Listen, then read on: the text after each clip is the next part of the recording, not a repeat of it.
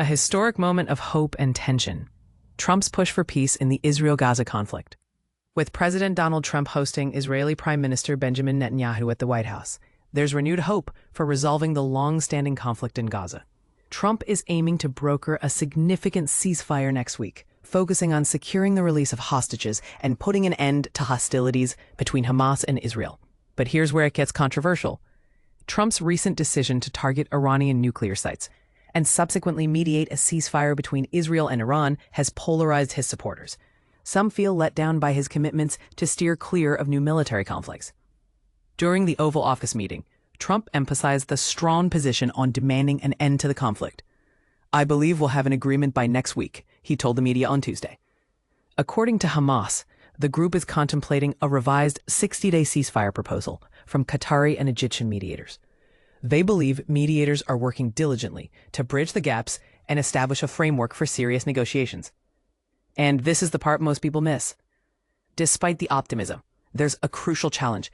Netanyahu's position is strong due to his increased popularity following the recent U.S. Israel strikes on Iran. However, his coalition government includes far-right members who are resistant to negotiating a ceasefire that would involve pulling out Israeli troops. Citing a peace deal that includes the release of 28 Israeli hostages, some alive and others deceased, over 60 days, Israel aims to facilitate the crucial humanitarian assistance into Gaza with the support of global organizations like the United Nations and the Palestine Red Crescent Society. Hamas is also facing internal debates about whether the deal could lead to more challenges. Hesham Youssef, a former diplomat, suggests that Hamas may have no alternative but to accept the U.S. proposal, given the difficulty in achieving anything better. The underlying friction remains. Israel desires a temporary halt to recover the hostages, while Hamas seeks a permanent peace that includes Israeli forces withdrawing completely. Controversial thought.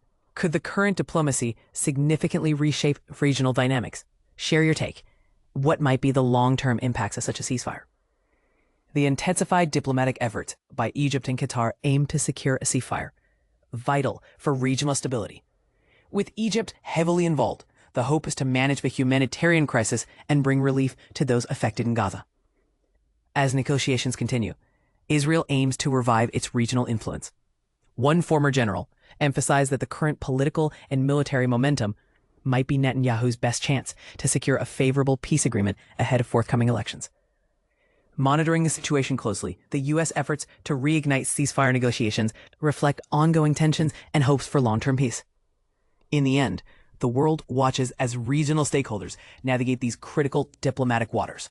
This continuing situation showcases the complexities of peace-building efforts. What do you think? Are we moving closer to stability, or does this face significant setbacks? Let's hear your thoughts in the comments.